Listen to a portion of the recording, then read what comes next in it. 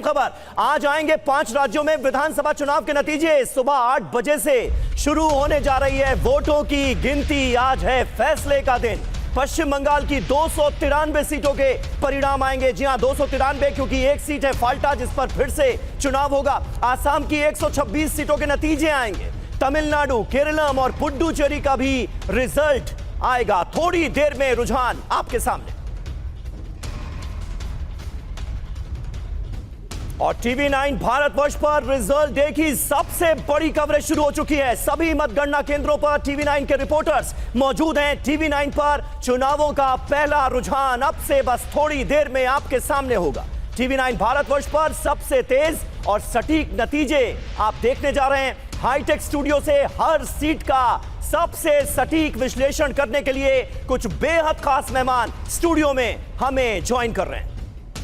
तो आइए सबसे पहले आपको बताते हैं कि आज आने वाले नतीजों की 10 बड़ी बातें कौन सी हैं। लेकिन सबसे पहले आप ये देखिए, ये हमारा हाईटेक जो इंतजाम है, दिखाइए जरा यहाँ पर पीसीआर किस तरह से हमने एक एक डेटा को सेग्रीगेट किया है। एक हमारी रिसर्च टीम ने महीनों मेहनत करके आपके लिए एक बहुत बड़ा एक डैशबोर्ड बनाया है, जिसमें बड़े ऑप्टिमाइज तरीके से आपको एक एक डेटा समझाए, ताकि आपको बहुत आसानी से सरल तरीके से समझ में आ जाए कि आखिर यहाँ पर पश्चिम बंगाल में या बाकी 4 राज्यों का चुनावी डेटा क्या आ रहा है, ये आप समझिए। तो ये स्क्रीन है आपके सामने, जहां अगर हम कल पश्चिम बंगाल की बात करें तो टीएमसी वर्सेस बीजेपी में क्या होगा। यहां पर 294 लिखा, लेकिन जैसा कि समीर ने आपको बताया एक सीट का, क्योंकि अब फिर से चुनाव होगा, तो 293 सीटों पर पश्चिम बंगाल में क्या हो रहा है, कौन है बड़े वीआईपी जिनका क्या होगा। यहां पर 5 सीएम है, 5 चुनाव मैदान में है, तो इनका क्या होगा, बिग पिक्चर क्या है, तमिलनाडु की सीट, केरल की सीट, पुडुचेरी की सीट, केरलम की सीट, इन सब पे क्या होगा। पश्चिम बंगाल में हमने और ज्यादा डिटेलिंग की है यहां पर, क्योंकि पश्चिम बंगाल पर पूरे देश की नजर है। और ये देखिए, पश्चिम बंगाल पे पूरे देश की नजर है, इसलिए सब लोग यहां पर सामने दिख रहे हैं। लेकिन उससे पहले आइए हम आपको यहां पर कुछ बड़ी जानकारी देते हैं कि यहां पर सबसे पहले क्या, आप 10 बड़ी बातें क्या हैं। पहली बड़ी बात, आज 5 राज्यों की 824 सीटों पर नतीजे आ रहे हैं और सब ये जानना चाहते हैं कि इन 5 राज्यों में क्या होने वाला है।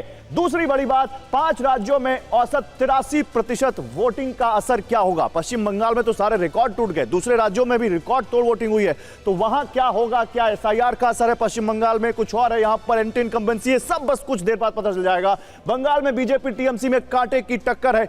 इसके अलावा जल्दी से चेंज करते हैं इसको पीछे। चौथी बड़ी बात, केरलम में एलडीएफ यूडीएफ में कड़ा मुकाबला है। क्या एलडीएफ जा रही है, यूडीएफ आ रही है, या फिर से कोई नया ट्रेंड वहां पर दिखेगा, देखेंगे। नंबर 5 दिखाइए जल्दी से पीसीआर। यहां पर 10 बड़ी बातों में केरलम में एलडीएफ यूडीएफ में कड़ा मुकाबला है। तमिलनाडु में डीएमके की एआईएडीएमके से जंग है, लेकिन क्या विजय, थलापति विजय कुछ ऐसा करने वाले हैं जो कुछ वहां पर नया होगा, क्योंकि बहुत सारे एग्जिट पोल्स ने बहुत चौंकाने वाले नंबर्स दिए हैं उनको, तो वो भी देखना होगा। जल्दी से छठा नंबर यहां पर 10 बड़ी बातों में दिखाते हैं आपको। ये जो बड़ी बातें हैं यही आज का पूरा मूड तय करने वाली हैं। तमिलनाडु में द्रविड़ मॉडल की परीक्षा है, क्या विजय वहां पर कुछ नया खेल कर रहे हैं। 2026 का सबसे बड़ा सियासी दिन आप इसको कह सकते हैं, और ये बहुत अहम है, खासकर पश्चिम बंगाल को देखते हुए बहुत अहम दिन है आज का। इसके अलावा 2026 के अलावा आप देखिए, असम और बंगाल से बीजेपी को बहुत उम्मीद है। असम में तो तमाम एग्जिट पोल्स ये कह रहे हैं कि वहां पर बीजेपी रिपीट हो रही है, लेकिन बंगाल में बहुत सारे एग्जिट पोल्स ने कहा है कि वहां बीजेपी पहली बार सरकार बना सकती है। फाल्टा सीट पर 21 मई को दोबारा वोटिंग होगी, क्योंकि वहां टेप वाली वो फीटर्स आपने देखी थी, हमने भी आपको खबर दिखाई थी, जिसके बाद वहां फिर से प्रीपोल, चुनाव आयोग ने कहा है कि रीपोल होगा वहां पर। और 10वां 2029 लोकसभा की दिशा तय होगी। और सबसे बड़ी बात है कि 3 जो गैर कांग्रेसी मुख्यमंत्री हैं, वो पिछले दिनों इंडिया ब्लॉक जो बना है बीजेपी के खिलाफ, उसमें उन 3 गैर कांग्रेसी मुख्यमंत्रियों के बहुत ज्यादा अहमियत है। तो क्या इंडिया ब्लॉक को लेकर यहां से कोई दिशा तय होगी, क्या इंडिया ब्लॉक का कोई बड़ा नेता यहां से निकलेगा, यह भी देखना होगा। लेकिन जल्दी चलते हैं अब समीर के पास। Sameer, oh to you. बिल्कुल, 10 बड़ी बातें इन चुनावों की आपने गौरव हमारे दर्शकों के सामने रखी, और अपने दर्शकों को यहां पर बता दें कि हमारे तमाम रिपोर्टर्स भी इस वक्त हमारे साथ जुड़ रहे हैं। भवानीपुर हॉट सीट है पश्चिम बंगाल की, ममता बनर्जी वर्सेस शुभेंदु अधिकारी यहां पर हुआ है। रविशंकर दत्ता वहां से हमारे साथ मौजूद हैं। इसके अलावा विधाननगर से हमारे सहयोगी कुमार कुंदन जुड़ चुके हैं हमारे साथ। कुमार हाथ हिला रहे हैं, कुछ उनके पास कुछ अपडेट है लगता है। कुमार, कुछ कहना चाहते हैं, जल्दी से बोलिए। देखिए समीर, मैं आपको तस्वीरों में दिखाना चाहूंगा, सुबह सुबह की ये पहली तस्वीर है। विधाननगर जो पोलिंग काउंटर सेंटर है, जो काउंटर सेंटर है, वहां की तस्वीर है। और सुरक्षा व्यवस्था चाक चौबंद और बड़ी संख्या में यहाँ पे जो काउंटिंग एजेंट हैं वो सारे के सारे यहाँ पे पहुंच चुके हैं। सुबह 6 बजे का वक्त है, एंट्री पहली शुरू हुई है और शुरू होते के साथ ही सब के सब लोग अपनी ड्यूटी पे। दूसरी तरफ मैं सिक्योरिटी सिस्टम दिखाना चाहूंगा। पुलिस ने चाक चौबंद व्यवस्था यहाँ पे बनाया हुआ है और इन सब के बीच लोगों की एंट्री अभी अभी शुरू हुई है और ये पहली एंट्री की पहली तस्वीर है और आज की तस्वीर यह बताती है कि किस तरीके से यहाँ पे लोग बड़ी संख्या में, कितना उत्साह है अभी को लेके। अभी जीतेंगे फिर निकलेंगे। जीतेंगे तब निकलेंगे। दादा पूरी तैयारी है? जीत के ही निकलेंगे। जीत के ही निकलेंगे। सूरज निकलेगा, कमल खिलेगा। ठीक है, वो तो अपनी अपनी जीत अभी भी है। दादा पूरा जीत कर तैयारी है? साइड दीजिए। पहली बार आप ही लोग अंदर जाएंगे अभी? हाँ। किस तरीके से पूरा सिक्योरिटी वगैरह सब कुछ हो रहा है, कोई दिक्कत नहीं है? नहीं, कोई दिक्कत नहीं है। तो मैं आपको तस्वीरों में दिखाना चाहूंगा कि पूरे के पूरे जितने भी लोग हैं यहाँ पे वो सिक्योरिटी सिस्टम के तहत सबसे पहले लोगों की एंट्री हो रही है और 6 बजे जो पहली एंट्री शुरू हुई है उसके बाद यहाँ पे आपको लोगों की तस्वीर समीर नजर आ रही होगी। तो निश्चित रूप से आज का दिन अहम दिन, मैं विधान नगर पे मौजूद हूँ, ये काउंटिंग सेंटर है और यहाँ बने रहे आप हमारे साथ। एक बार वो स्क्रीन हम एक बार फिर से अपने दर्शकों को दिखा देते हैं। हमारे साथ इस वक्त तमाम खास मेहमान भी हमें ज्वाइन कर रहे हैं। विधान नगर से कुमार कुंदन को आपने सुना ही, गुवाहाटी से हमारे संवाददाता रुपेश कुमार हमारे साथ मौजूद हैं और रवि शंकर दत्ता हमारे सहयोगी भवानीपुर से हमारे साथ मौजूद हैं। स्टूडियो में 3 खास मेहमान हमें ज्वाइन कर चुके हैं। हर्षवर्धन त्रिपाठी जी हमारे साथ हैं, समीर चौगांवकर जी राजनीतिक विश्लेषक के तौर पर हमारे साथ मौजूद हैं और वरिष्ठ पत्रकार विजय त्रिवेदी जी भी हमारे साथ मौजूद हैं और साथ ही साथ गौतम लाहिड़ी जी भी हमारे साथ मौजूद हैं, वरिष्ठ पत्रकार। लेकिन पहले बड़ी खबर आपको बता दें, पश्चिम बंगाल में काउंटिंग से पहले सीसीटीवी बंद होने पर सवाल उठे। 2 मिनट तक बंद रहा सीसीटीवी, ये आरोप लगाया गया टीएमसी की तरफ से। 2 मिनट तक सारी तस्वीरें दिखना बंद हो गया था। खुदीराम सेंटर पर सीसीटीवी बंद होने की खबर से हड़कंप मचा और टीएमसी ने यहां पर आरोप लगाया कि सीसीटीवी कैमरा यहां पर बंद हुआ है। 2 मिनट तक सीसीटीवी में कुछ भी नजर नहीं आ रहा था। यह आरोप टीएमसी की तरफ से लगाया गया है। तो आरोपों प्रत्यारोपों का सिलसिला टीएमसी और बीजेपी की तरफ से लगातार जारी रहा।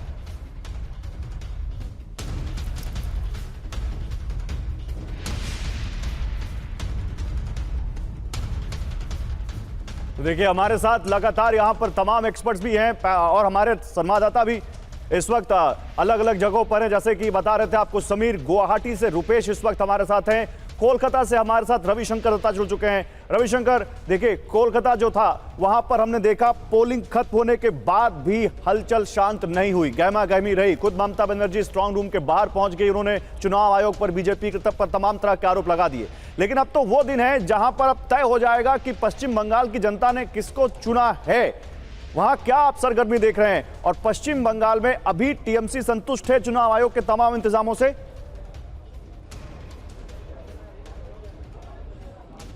देखिए, मेरा 21 साल की करियर में मैंने ऐसा माहौल कभी नहीं देखा। भवानीपुर की काउंटिंग सेंटर एक दुर्ग जैसा बन चुके हैं। आप देखिए यहाँ पे जितने यहाँ पे फोर्स खड़े हैं, शायद कोलकाता की कोई बड़ी इवेंट में ऐसा फोर्स खड़े नहीं होते। बस एक असेंबली सीट भवानीपुर जहाँ पे शुभेंदु अधिकारी और ममता बनर्जी एक साथ आपस में एक दूसरे के खिलाफ लड़ रहे हैं, वहाँ की स्थिति देखिए। यहाँ पे कुछ लोग हैं जो कि काउंटिंग सेंटर में अंदर जा रहे हैं। आप लोग क्या अंदर जा रहे हैं? हाँ। आप काउंटिंग एजेंट है? नहीं, तो काउंटिंग सुपरवाइजर। Counting supervisor. आप काउंटिंग असिस्टेंट। आप काउंटिंग असिस्टेंट। अच्छा, तो क्या माहौल बना हुआ है? क्या अभी तक तो सुबह तक सब ठीक-ठाक ही है, देखते हैं अभी। तो देखिए यहाँ पे लोग एक तरफ जो है वो काउंटिंग जो असिस्टेंट है, काउंटिंग जो सुपरवाइजर है, वो वहाँ पे अंदर जा रहे हैं। लेकिन मैं फिर से कह रहा हूँ, ये जो फोर्स आपको दिखाई दे रहा होगा, ये फोर्स जो यहाँ पे है, एक बार देख लीजिए, लोगों की इतनी भीड़ है यहाँ पे। एक तो वो है जो अंदर जा रहे हैं जी, जो बाहर खड़े हुए हैं वो फोर्स आप देखिए। भवानीपुर की एक छोटी सी एक असेंबली सीट है 293 में और उसका प्रिपरेशन देखिए, मानो कि युद्ध होने वाला है, इसीलिए स्टेट फोर्स बिल्कुल। और रवि, अब ये छोटी सीट नहीं रही, ये बहुत बड़ी सीट बन चुकी है। आन बान शान का सवाल बन चुकी है, साख का सवाल बन चुकी है। सबसे हॉट सीट है ये पश्चिम बंगाल की। हमारे साथ इस वक्त तमाम खास मेहमान भी मौजूद हैं। विजय त्रिवेदी जी हमारे साथ मौजूद हैं। त्रिवेदी जी, शुरुआत आपसे करते हैं। जब ये कहा जा रहा है कि भाई इस बार पश्चिम बंगाल में उलटफेर की संभावना है, एक तरफ से दावे ये किए जा रहे हैं कि चौथी बार ममता दीदी की वापसी होने जा रही है। 2011 से लेकर अब तक जो टीएमसी का वोट शेयर है वो कम नहीं हुआ है, बल्कि कांग्रेस और लेफ्ट पार्टियों का जो वोट शेयर था वो बीजेपी में ट्रांसफर हुआ है। इस बार किस तरह के बदलाव की आप बयार बहती हुई देख रहे हैं, है भी या नहीं?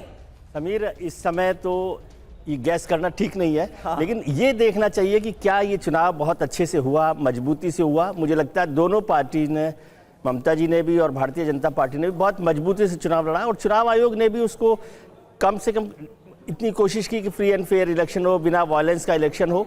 इस इलेक्शन को 2026 के इलेक्शन को क्या हम 2011 के इलेक्शंस के साथ कंपेयर कर सकते हैं, ये देखने की जरूरत है कि 2006 में ममता ने पहला अटेम्प्ट किया था लेफ्ट पार्टी को हटाने का, उस समय सक्सेस नहीं हुए, वो 2011 में हुए।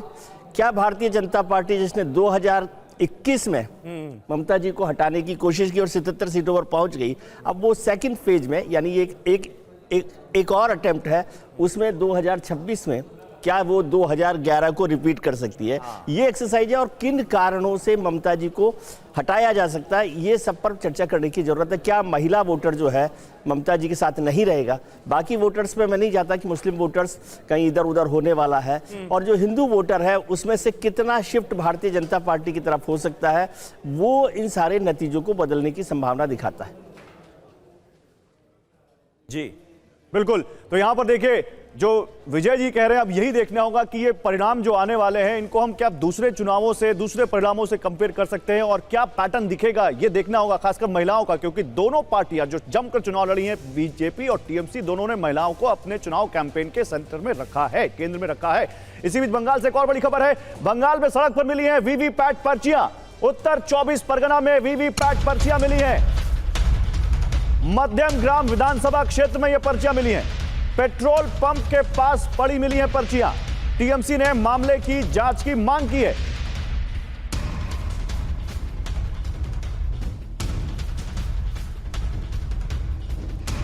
तो पश्चिम बंगाल में वीवीपैट पर्चियां मिली हैं, जिसके बाद टीएमसी ने इसकी जांच की मांग की है।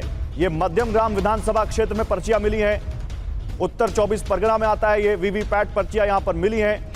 और यहां पर अब इस सड़क पर इन वीवीपैट पर्चियों के मिलने के बाद टीएमसी ने फिर सवाल उठा दिए हैं, और वो कह रही है कि इस पूरे मामले की जांच होनी चाहिए। हालांकि देखिए, पश्चिम बंगाल के अलावा आज कुछ और जो सबसे बड़े राज्य जिन पर निगाह होगी, इसमें तमिलनाडु, असम और केरलम भी है।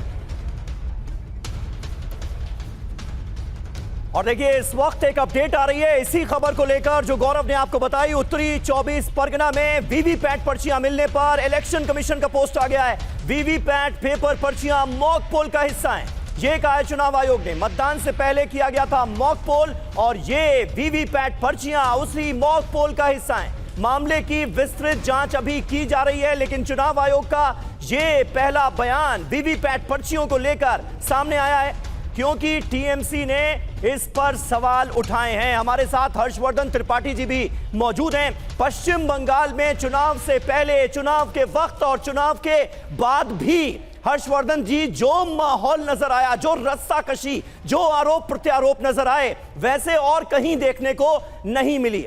क्या इस बार पश्चिम बंगाल में एक नया इतिहास बनने जा रहा है? और विजय त्रिवेदी जी जिस बात का जिक्र कर रहे थे कि इतिहास एक रिपीट भी होगा, क्योंकि पहली बार अगर बीजेपी की सरकार बनती है तो वो इतिहास होगा, और इतिहास एक तरह से रिपीट भी होगा। या फिर ममता बनर्जी अपने दुर्ग को बचाने में इस बार भी कामयाब होंगी और चौथी बार सरकार बनेंगी? आसार किसके ज्यादा लगते हैं?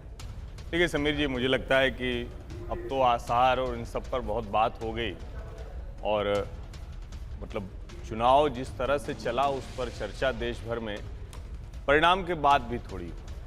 एक राज्य ऐसा जहां पर हिंसा, हत्या, ये एक तरह से उसको कल्चर कहते हैं वहां का, लेकिन ऐसा शब्द इस्तेमाल नहीं होना चाहिए। अच्छा है कि इस बार जाने नहीं गई। तो सबसे पहले तो चुनाव आयोग को इसके लिए बहुत बहुत बधाई दी जानी चाहिए। राजनीतिक दलों में विशेष करके भारतीय जनता पार्टी और तृणमूल कांग्रेस, उनके बीच में जिस तरह का संघर्ष है, इसका मतलब है कि बहुत हाई डेसिबल इलेक्शन है, बहुत मुश्किल है वहां तृणमूल कांग्रेस के लिए सत्ता बचाना।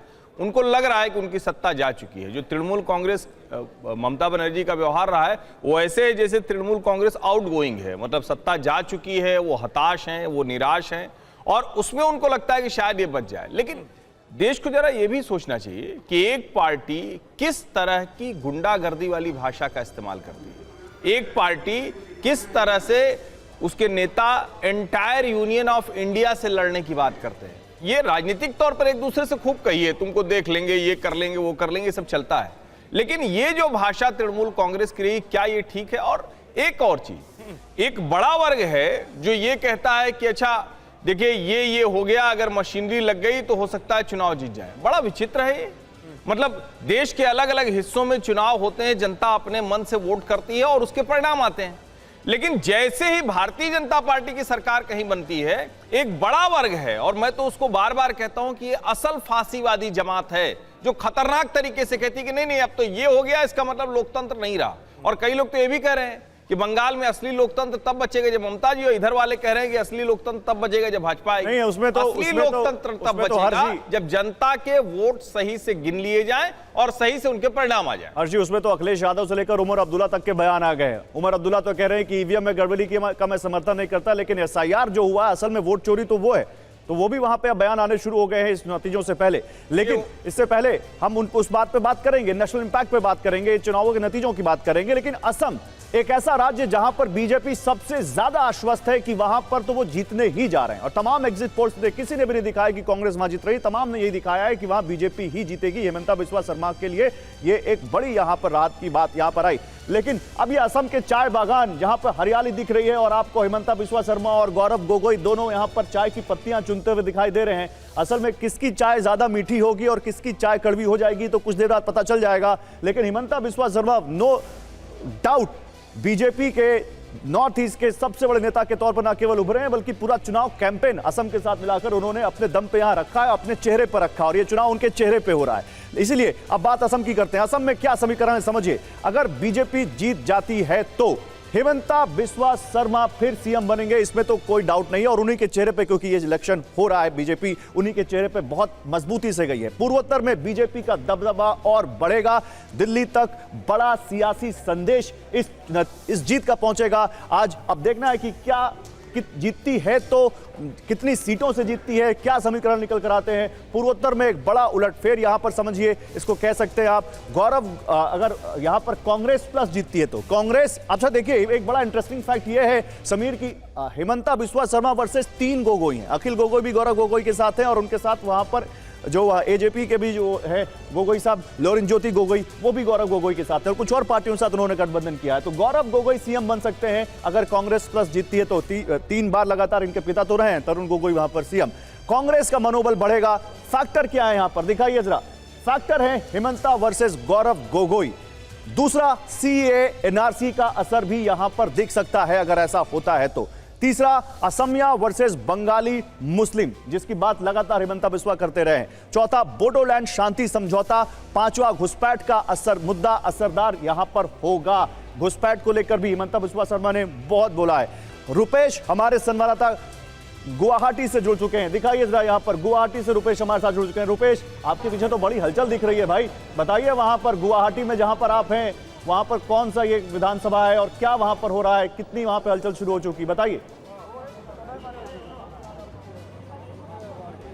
देखिए गौरव, बिल्कुल आसाम में चुनावी हलचल 9 अप्रैल को ही समाप्त हो गई थी, लेकिन उसके बाद से इस वक्त अगर आप देखें तो आज परिणाम का वक्त है और किसी उत्सव सा नज़ारा है। असम का जो पारंपरिक परिधान है वो परिधान में मैंने देखा महिलाओं को, और ये देखिए तौलिया सब लिए हुए हैं, गमछा, और महिलाएं पारंपरिक परिधान में बिल्कुल यहाँ पर लग रहा है जैसे कोई उत्सव है। यहाँ एक पुरुष हैं, इनको देखिए, ये पारंपरिक परिधान पहने हुए, और कई महिलाएं यहाँ पर जा रही थी। ऐसा लग रहा है जैसे आज कोई उत्सव है।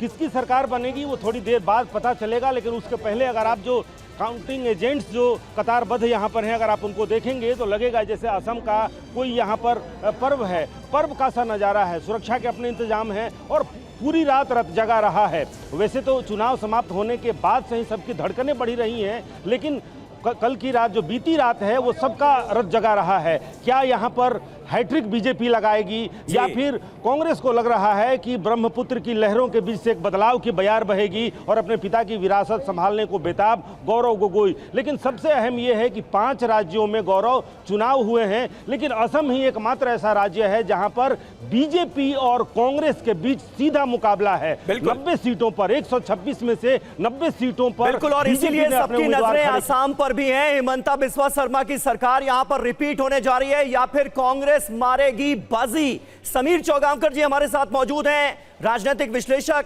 समीर जी, आपका अपना असेसमेंट आसाम को लेकर क्या कहता है, और इस बार क्या हिमंता बिस्वा शर्मा को तगड़ी टक्कर देती हुई कांग्रेस पार्टी गौरव गोगोई के नेतृत्व में नजर आई या नहीं आई? देखिए समीर, कोई भी बात आधे अधूरे मन से लड़ी नहीं जाती, और आसाम में कांग्रेस जो चुनाव लड़ी है बहुत आधे अधूरे मन से लड़ी है। अब बंगाल में जिससे कि भारतीय जनता पार्टी और टीएमसी का चुनाव हुआ कि दोनों दबंगी से चुनाव लड़े, हाँ। आसाम में क्या कांग्रेस उस दबंगी से चुनाव लड़े कि हमें हेमंत बिस्वा शर्मा को तीसरी बार मुख्यमंत्री, मतलब बीजेपी की तीसरी बार सरकार नहीं बनने देना है और कांग्रेस की सरकार बनाना है।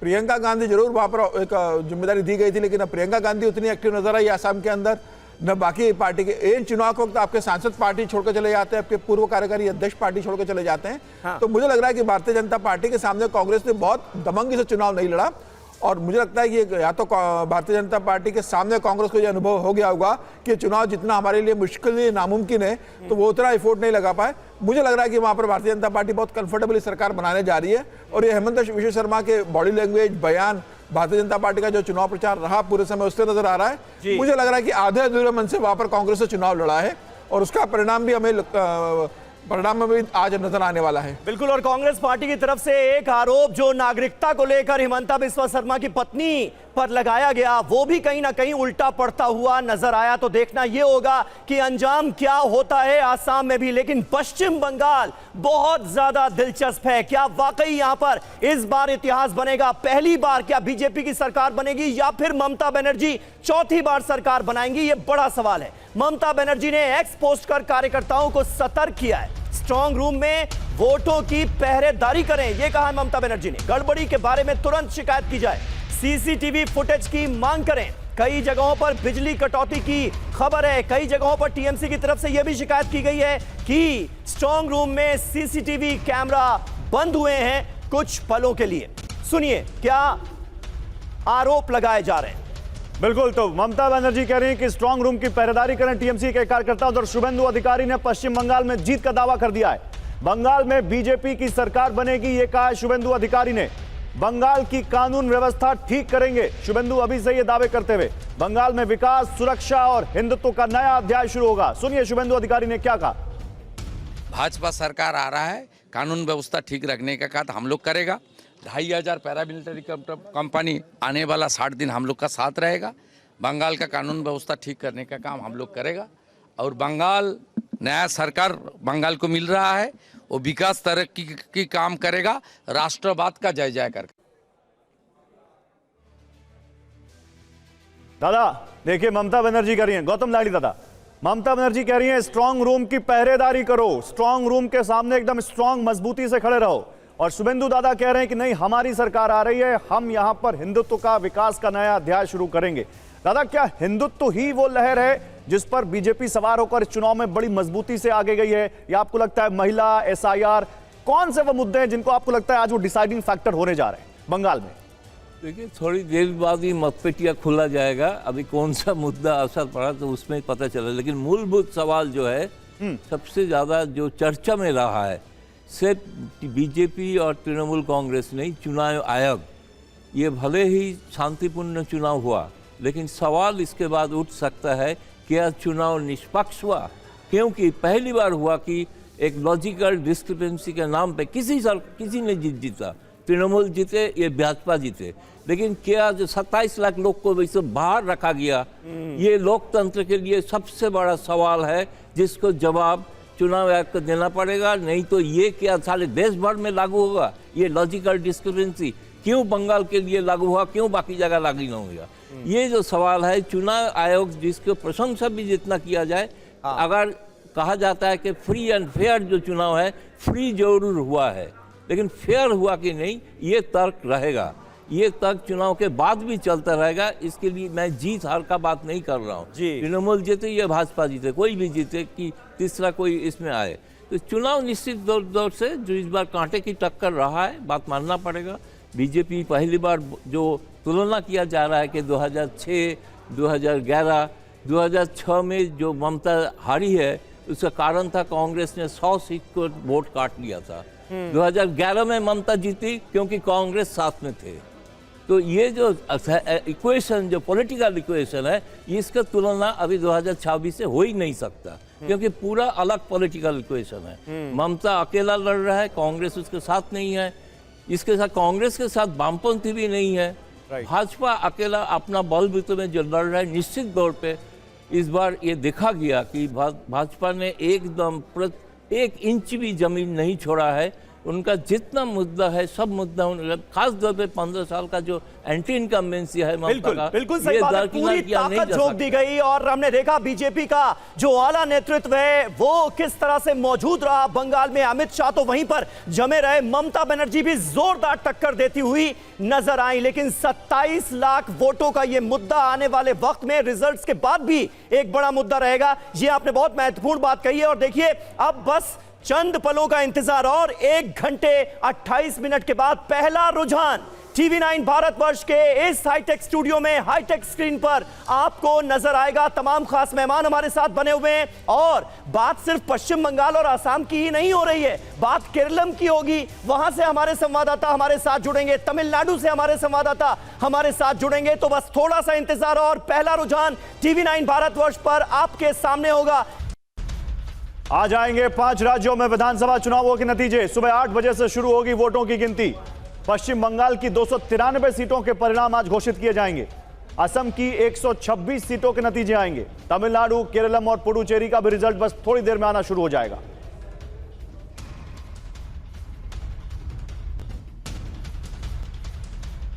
ममता बनर्जी ने एक्स पोस्ट कर कार्यकर्ताओं को किया सतर्क। स्ट्रांग रूम में वोटों की पहरेदारी करें, गड़बड़ी के बारे में तुरंत शिकायत करें, सीसीटीवी फुटेज की मांग करें।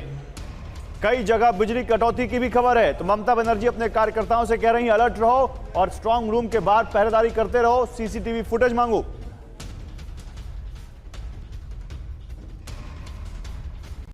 वक्त पश्चिम बंगाल की भवानीपुर सीट से बड़ी खबर आ रही है। भवानीपुर काउंटिंग सेंटर पर हंगामा हुआ है। बीजेपी और टीएमसी के कार्यकर्ताओं के बीच बहस हो गई है। तो एक बार फिर भवानीपुर पश्चिम बंगाल में चुनावों का एपी सेंटर मानी जाने वाली है सीट, क्योंकि टक्कर ही कुछ ऐसी है। ममता बनर्जी और शुभेंदु अधिकारी के बीच यहां पर टक्कर हो रही है और हमने देखा पोलिंग बूथ पर भी एक तरह की टक्कर का माहौल नजर आया। फिर स्ट्रांग रूम में जिस तरह से तमाम आरोप लगाए गए और उसके बाद हंगामा नजर आया, और आज काउंटिंग डे पर भी हंगामा नजर आ रहा है। भवानीपुर के काउंटिंग सेंटर पर बीजेपी और टीएमसी कार्यकर्ताओं में बहस हुई है, ये जानकारी मिल रही है। भवानीपुर सीट इस बार हॉट सीट, पश्चिम बंगाल के विधानसभा चुनावों का सबसे हॉट सीट। और यहां पर खबर ये सामने आ रही है कि काउंटिंग सेंटर में एंट्री को लेकर हंगामा हुआ है। बीजेपी और टीएमसी के कार्यकर्ता आपस में भिड़ गए हैं। विजय त्रिवेदी जी, इस बार चुनावों में भले ही हिंसा कम देखने को मिली और ये एक बहुत बेहतरीन बात नजर आई विधानसभा चुनावों में, क्योंकि हर बार जमकर हिंसा होती थी, लेकिन उसके बावजूद भी टीएमसी और बीजेपी के कार्यकर्ताओं में ये हंगामा, झड़प, ये सिलसिला रुकने का नाम नहीं ले रहा है। लेकिन समीर, हमारे साथ कुमार कुंदन और रवि जुड़ चुके हैं। शायद हमें पीसीआर से कहा जा रहा है कुमार कुंदन जुड़ चुके हैं। कुमार कुंदन जुड़ चुके हैं, रवि जुड़ चुके हैं। भवानीपुर में क्योंकि बहस हुई है, हंगामा हुआ है, पीसीआर अगर जुड़ चुके हैं तो जोड़िए उनको हमारे साथ, वहां चलते।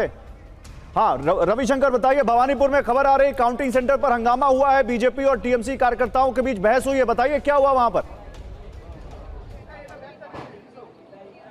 देखिए, यहाँ पे जो हुआ है, क्योंकि मैं शुरू से कह रहा था यहाँ पे जो सिक्योरिटी है वो बहुत ही अव्वल तरीके से रखा गया है, इसीलिए जो बीजेपी के और तृणमूल कांग्रेस के एजेंट्स आ रहे थे अपने साथ फाइल पेन पेपर ये सब लेके आ रहे थे, जो कि अंदर लेके जाना बिल्कुल मना है। तो दोनों तरफ नॉर्थ गेट और साउथ गेट, दोनों तरफ नॉर्थ गेट के तरफ से बीजेपी के समर्थक आ रहे थे और साउथ गेट से तृणमूल कांग्रेस के समर्थक आ रहे थे।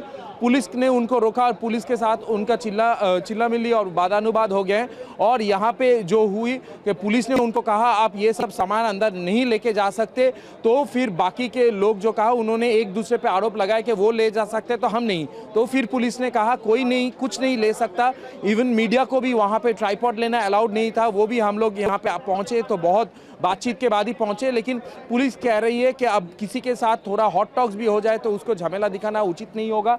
यहाँ पे जो है सिक्योरिटी बहुत ही कड़ा रखा गया है, इसीलिए कोई भी चीज़, बॉटल, पानी का bottle, mobile phone, pen, paper, file, कुछ अंदर नहीं ले सकते। मतलब वहाँ पर बहुत ज़्यादा सख्ती रखी गई है और इसीलिए यहाँ पर वो जो चाहे बीजेपी के कार्यकर्ता हो या टीएमसी के कार्यकर्ता, वो पुलिस से थोड़ी बहुत बहस कर रहे हैं कि उनको वो सामान ले जाने दिया जाए, लेकिन पुलिस जैसा क्या बता रहे हैं, बिल्कुल वहां पर किसी को कुछ ले जाने दे रही। लेकिन आप देखिए, चलिए ये तो छोटी पिक्चर है, बड़ी पिक्चर ये है आपके सामने। आज की जो सबसे हॉट सीट है ममता वर्सेस शुभेंदु, भवानीपुर, पश्चिम बंगाल में भवानीपुर, ममता बनर्जी की सीट, वहां पर शुभेंदु अधिकारी गए हैं उनको चुनौती देने। क्या होगा, बहुत जोर लगाया गया है। वोटिंग वाले दिन भी हमने देखा बहुत ज्यादा वहां पर हमने बहसा बहसी देखी, वहां पर गर्मी देखी, जब एक बूथ पर दोनों नेता एक साथ पहुंच गए। नंदीग्राम इससे पहले ममता बनर्जी गई थी, लेकिन शुभेंदु अधिकारी ने उनको वहां हराया था। इस बार शुभेंदु नंदीग्राम से भी हैं, लेकिन भवानीपुर भी आए हैं। तो भवानीपुर में क्या होगा, इस पर सबकी निगाहें हैं। लेकिन इसी बीच एक बड़ी खबर है और एक और सीट जो बहुत हॉट हो गई, एक और विधानसभा जहां जो बहुत ज्यादा सुर्खियों में छा गई पश्चिम बंगाल में, वो है फाल्टा।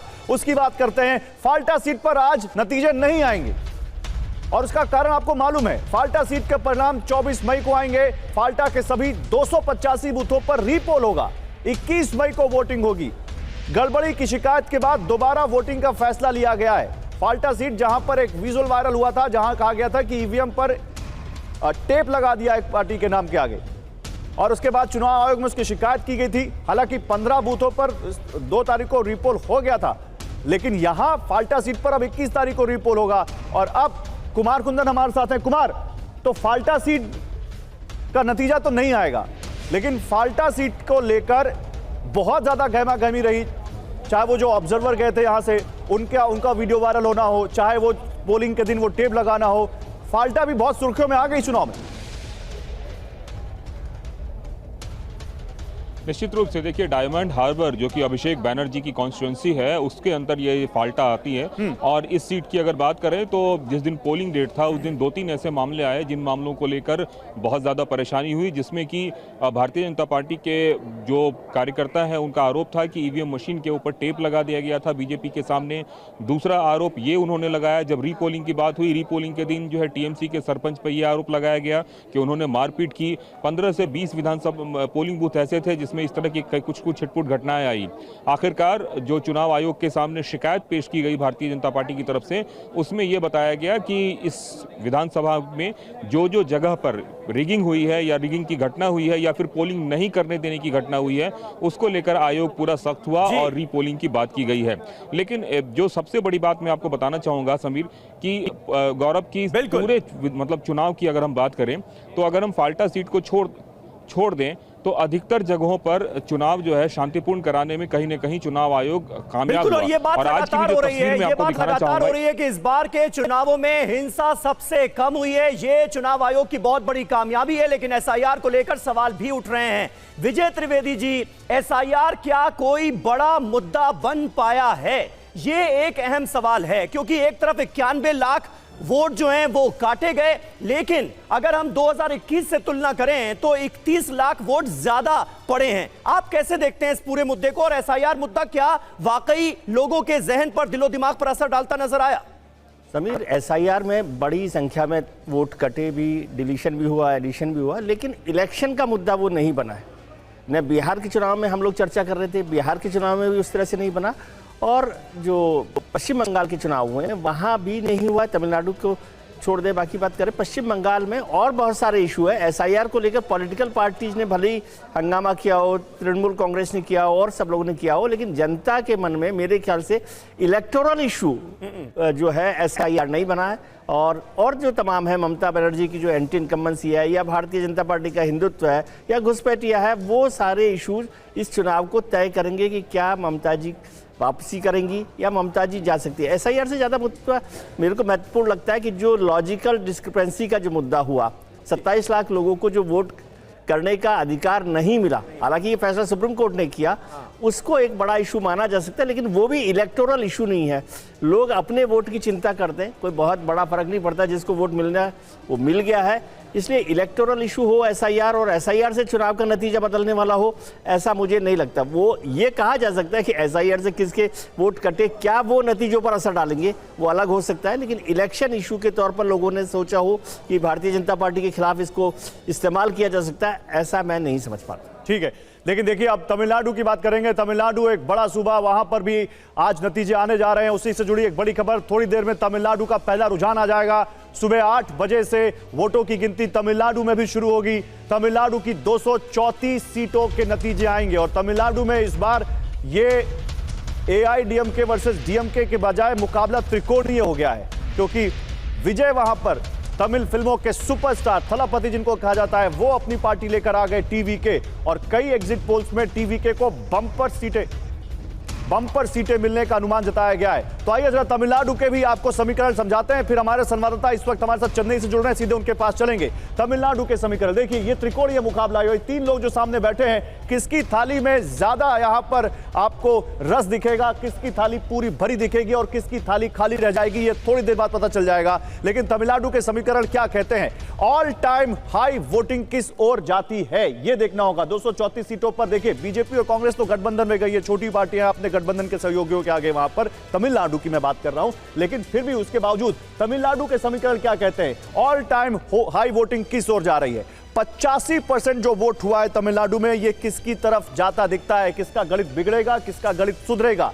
इसके अलावा स्टालिन की दूसरी पारी पर नजर है। पहली पारी में स्टालिन यहां जो करके आए हैं, क्या उस पर अब भरोसा करेगी तमिलनाडु की जनता। जल्दी से अभिनेता विजय की पार्टी बड़ा फैक्टर बन गई है तमिलनाडु में, और त्रिशंकु विधानसभा के आसार से वहां पर रिजॉर्ट पॉलिटिक्स भी शुरू हो गई। आनंद हमारे साथ चेन्नई से जुड़ रहे हैं। आनंद, तमिलनाडु त्रिकोणीय मुकाबले वाला राज्य बन गया है, और अब तो टीवीके को लगता है कि पोचिंग हो सकती है उनके जीते हुए कैंडिडेट्स की, इसलिए वहां पर कहा गया कि रिजॉर्ट बुकिंग भी हो गई है। आप चेन्नई में हैं, बताइए चेन्नई में इस वक्त वहां पर वैसे ह्यूमिडिटी तो होती है इस मौसम में, लेकिन कितनी सरगर्मी बढ़ गई टीवीके की, इस टीवीके के फैक्टर के बाद वहां पर? जी देखिए, अभी सुबह का समय है तो जाहिर तौर पर चेन्नई में भी मौसम फिलहाल ठीक है, लेकिन जैसे ही 8 बजे काउंटिंग शुरू होगी तो मौसम भी बदलेगा और सियासी मौसम भी बदलेगा। अभी हम चेन्नई के लॉयला कॉलेज के बाहर हैं, ये यहाँ का काउंटिंग सेंटर है। चेन्नई में सारी जितने भी सीट्स हैं सबकी काउंटिंग यहीं पर होगी। यहाँ सुबह से ही सरगर्मियाँ तेज है, भारी पुलिस का बंदोबस्त है, सभी कैंडिडेट्स जो है और साथ ही साथ कैंडिडेट्स के जो काउंटिंग एजेंट्स है वो सब अंदर जा रहे हैं, सुरक्षा की पूरी व्यवस्था की गई है।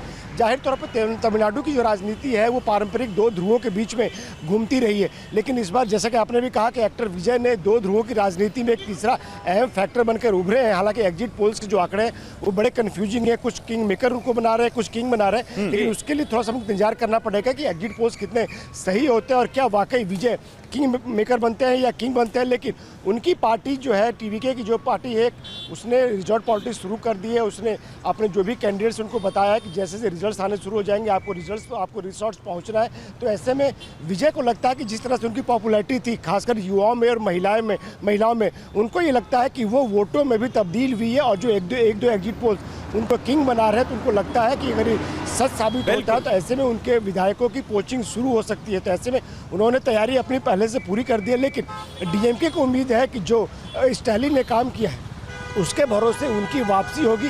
हालांकि एआईएडीएमके और बीजेपी का गठबंधन भी उम्मीदों से है। उनका कहना है कि जिस तरह से एआईएडीएमके और बीजेपी गठबंधन हुआ, जिस तरह से उन्होंने चुनाव लड़ा, जिस तरह से केंद्र में नरेंद्र मोदी का चेहरा है, केंद्र में बीजेपी की सरकार है, तो ऐसे में अगर एआईएडीएमके और बीजेपी यहाँ पे सत्ता में आती है तो डबल इंजन का जो फायदा है तमिलनाडु की जनता को मिलेगा। तो ये चुनाव के पहले भी इन पार्टियों ने दावा किया था। डबल इंजन का जिक्र करते हुए भारतीय जनता पार्टी की तरफ से भी बहुत सारी उम्मीदें जगाई गई हैं वोटर्स के बीच में, लेकिन तमिलनाडु में इस बार होने क्या वाला है? डीएमके वर्सेस एआईएडीएमके की लड़ाई हमेशा यहां पर हर्षवर्धन जी देखने को मिली, लेकिन क्या इस बार ये मुकाबला त्रिकोणीय आपको भी नजर आ रहा है? और ये जो लार्जर देन लाइफ इमेज है एक्टर विजय की, वो कमाल करती हुई दिखती है क्या इन चुनावों? देखिए, अगर ऐसा होगा तो फिर से एक दक्षिण भारत की राजनीति जो सितारों के इर्द गिर्द है, जिसको एक तरह से कहें कि अब लगभग खत्म सी हो रही थी, लेकिन पवन कल्याण का आंध्र प्रदेश में इस तरह से होना, और फिर से अब विजय, क्योंकि बीच में रजनीकांत हो, कमल हासन हो, लगभग सारे के सारे सितारे गायब हो गए। अब ये थोड़ा न समझ में आने वाली बात है कि क्या विजय का प्रभाव अचानक इतना बड़ा हो गया, और पहली बार की पार्टी है तो एसेस करना थोड़ा मुश्किल है। तमिलनाडु की राजनीति में एक चीज मैं बार बार कहता रहा कि द्रविडियन पॉलिटिक्स के इस वक्त ढलान का वक्त है, यानी वो टाइम चला गया, एक कालखंड होता है किसी भी राजनीति का, लेकिन क्या उस कालखंड के समाप्त होने पर विजय निकल कर आएंगे, और विजय निकल कर आएंगे तो उनकी राजनीति क्या होगी, किस तरफ वो लेकर जाएंगे, वो ज्यादा देखने की बात होगी। क्योंकि डीएमके और एडीएमके, उन दोनों की लीडरशिप वो एक तरह से कहें कि खत्म हुई। भले अभी स्टालिन दिख रहे हैं, लेकिन वो भी बहुत एक तरह से कहें कि उतार पर दिख रहे हैं। और जो सबसे बड़ी बात है कि क्या द्रविडियन पॉलिटिक्स समाप्त होगी, तो जिसको हम कहते हैं कि anti north India, anti Hindu, anti ब्राह्मण, वो वाली राजनीति हटेगी और विजय कुछ नए किस्म की राजनीति लेकर आएंगे। और दूसरा सवाल ये भी है कि क्या एडीएमके अगर विजय आते हैं तो सस्टेन नहीं कर पाएगी, क्या उसका एग्जिस्टेंशियल क्राइसिस हो जाएगा, जो जिसको हम कहते थे जब पार्टी जयललिता के बाद गई। और इस पर मुझे एक बात कभी समझ में नहीं आई कि भारतीय जनता पार्टी ने शशिकला पर दांव क्यों नहीं लगाया। अगर जयललिता की विरासत के लिहाज से देखें तो वो एक दांव हो सकता था जो उन्होंने नहीं लगाया।